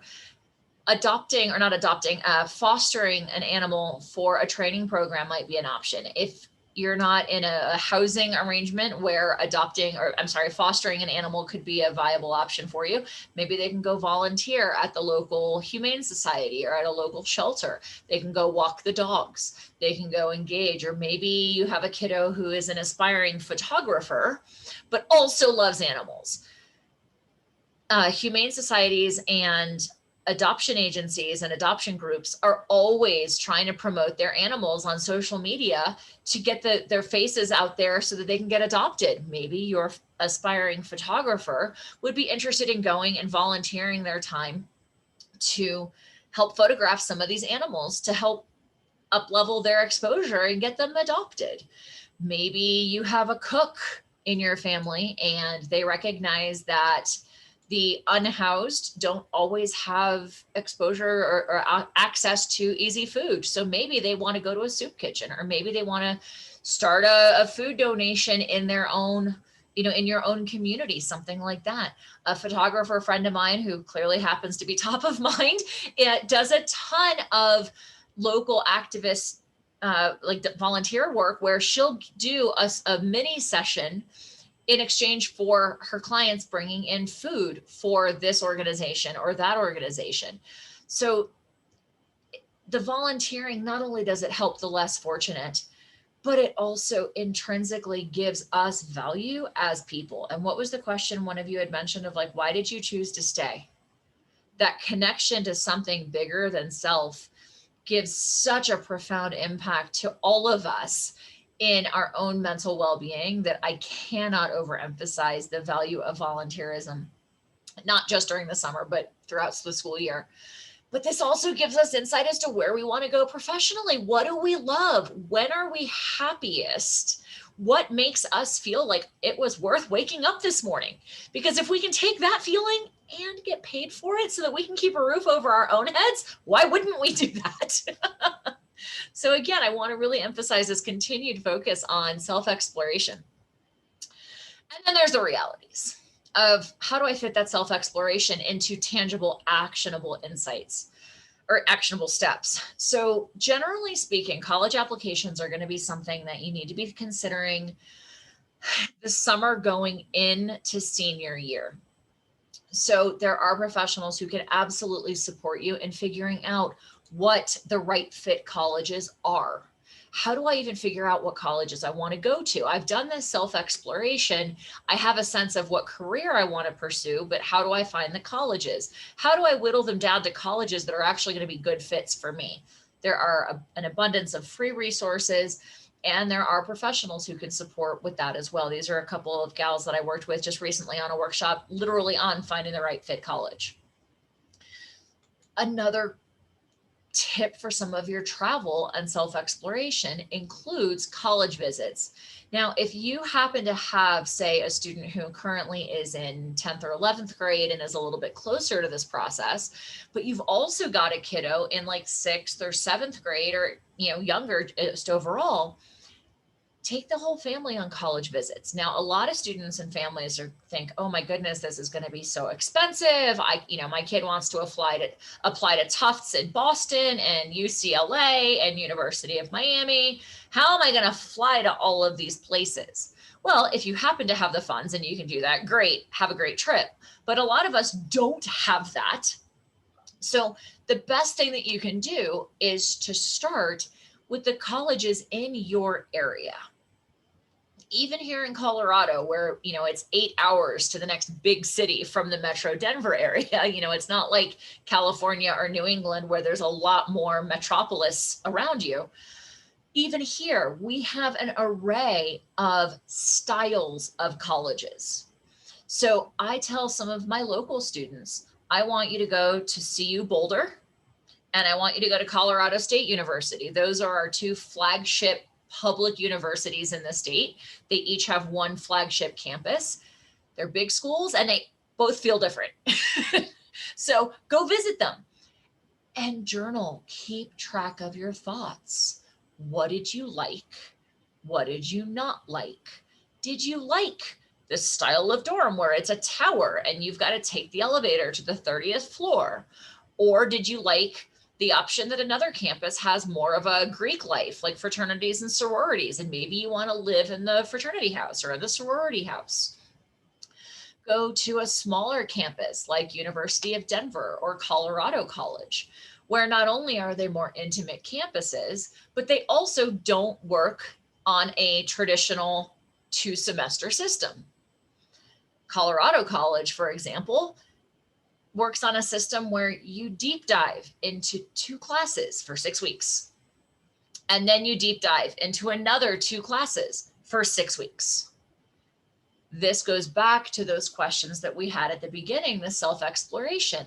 Which do I like better? Would I rather have 4 or 5 classes that I'm exploring a little bit less deeply, but over a more extended period? Or am I the kind of learner who does better when I've only got a couple of things to focus on at once? Neither one is right, neither one is wrong. They're just different. And explore those things. And to the adults, ask the questions and then and listen. Let them formulate their own thoughts.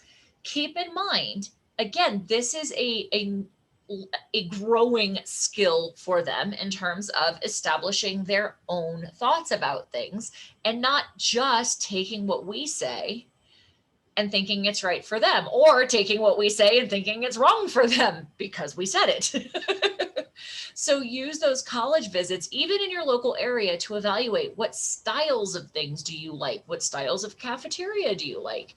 Do you like a campus that's more urban and like in the middle of New York City? Or would you prefer something that's more clearly defined? So that it's like, hey, I'm going on to campus and I know I'm on campus, not across the street from like the local police station necessarily. So those college visits can start as early as like 7th, 8th, 9th grade, just to explore and see what you're interested in. If you are, if your kiddo is at the age at this point that you are more seriously considering which schools to apply to and or which schools to attend, you can absolutely sign up for college tours. If you are going to travel to a specific school, especially if there's a significant cost involved, make sure that you work to set up appointments with professors that the student might get the opportunity to work with. Make sure that I would encourage you to see if there's an opportunity for your kiddo to stay on campus for a night. see what it feels like. You know, they're going to be there in a year anyway. I mean, give them a chance to stay there for a night. Get into the buildings, get into, you know, I just had lunch with a friend of mine yesterday whose daughter is going off to college this fall, and she's looking at being in marching band. And the kiddo didn't even realize that you have to audition for marching band every year. Mom found that out. Kid didn't think about that. She thought, well, once I'm in, I'm in. Well, go look at the marching band facilities, see if you can talk to the band director, see what it's actually going to feel like on campus. And of course, to get there, this is my background in the test prep world. I actually just did a workshop a couple of weeks ago with 2 of our college admissions professionals. We were talking about the differences or how things are changing now, given that, especially with the pandemic, SATs and ACTs are being less commonly, quote unquote, required. We did have an entire conversation about this. Test prep is still a thing. The tests are still happening. My biggest brief point is check with the schools that you're applying to and find out what they're looking for, not only in terms of do they need the tests for admissions, but what are the requirements as far as the tests are concerned relative to scholarships and merit-based aid. One of the things that we've seen a lot in the last year is that colleges are saying, oh, you don't need the test scores, we're going test blind, except all of their scholarships are, I can't say all, many of the scholarships are still based on test scores. To the extent that one of the college admissions professionals I know at one point said that she felt that the colleges were actually being predatory in their messaging. So ask, and more importantly, have your students ask. This is their journey. This is their responsibility. They need to take agency. They need to take ownership. To that extent, I always recommend that kids have scores that they're happy with by the end of junior year if they're applying places that need the scores. And if you have a kiddo who's thinking, maybe I want to take some time off, maybe I want to go travel, maybe I'm not sure about college in general, you've got a little more time on these, but I would still encourage the kiddo to consider taking them before they graduate high school, because if they do take some time off and they get out of that academic mentality, it becomes that much harder to get back into it. And of course, if you have a student who is graduating, enjoy it, have fun, make shopping dates, grab your college, the college dorm list, go have fun, be silly, and continue to ask questions. What are you most excited about? What do you think is going to be the most fun? And as Deborah said, hey, none of us can see into the future, but I got your back. I'm still here when you need to chat. And I will tell you, especially with the technology that we have available today, these days, one of the best things that you can do if you have a teenager in your life heading off to college, drop them a text. Hey kiddo, thinking of you. Hope you're having a great day. Just a little something, not every day, not 100 times a day, but when you think of them, text them and let them know, because as much as they're rare to go and often doing their thing, they still need to know that we've got their backs. So it's an easy way to do it. So I think Elisabeth and Deborah both mentioned this. Set goals at the beginning of the summer of what are our expectations. Deborah referred to them as the negotiables and the non-negotiables. Set goals.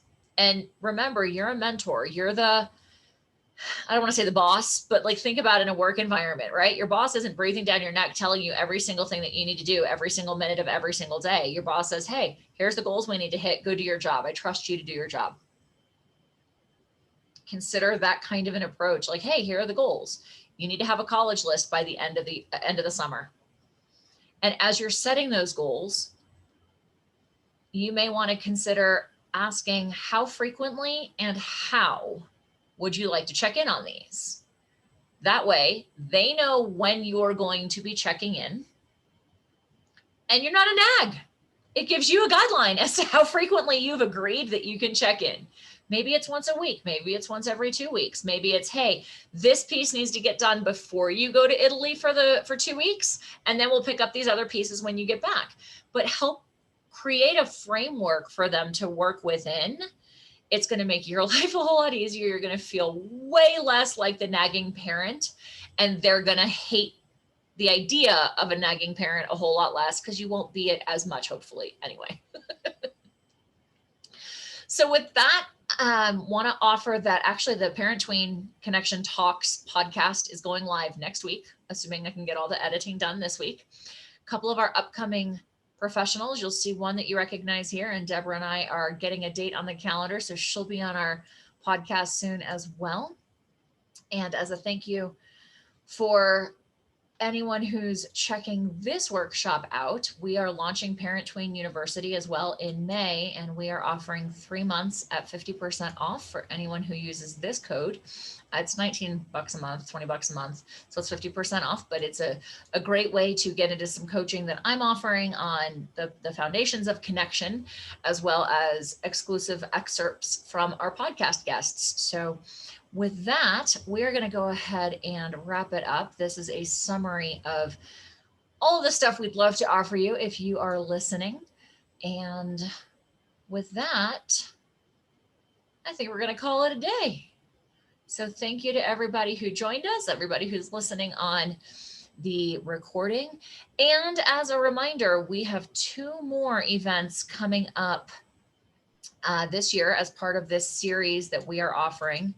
And I'm going to pop back to those dates. We have one in July and then another one in October. And those are all, will be on Facebook as well for the information. And Elisabeth, Deborah, any closing thoughts? I just wanted to say that in July, the one's going to be how to get prepared for getting back into school. So what we've just discussed is how to use the summer to kind of fill in the gaps from this weird school year you just experienced. Mm-hmm. And then in July, what we're going to be talking about is how to get ready for back to school in the big launch. And then in October, we will be discussing how did the first quarter go? Because at that point, everybody should have gotten their first report card by October. And then we'll be talking about how to use that information to make the rest of the year strong. Cool. All right. Thanks so much, ladies. I love how consistent our message was. And I would say like the big major takeaway is engage your kids in the thinking, listen more than you talk, listen to what they have to say, and be their guide and their mentor, not just the person who's always shaking a finger at them. Indeed.